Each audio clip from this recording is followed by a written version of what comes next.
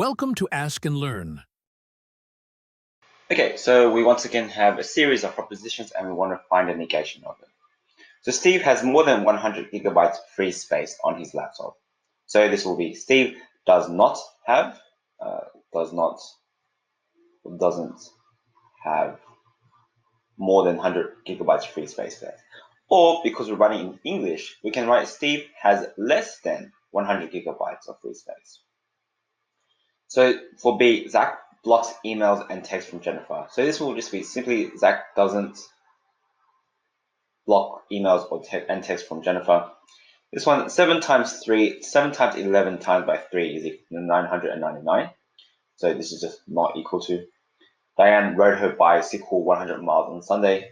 Diane didn't ride.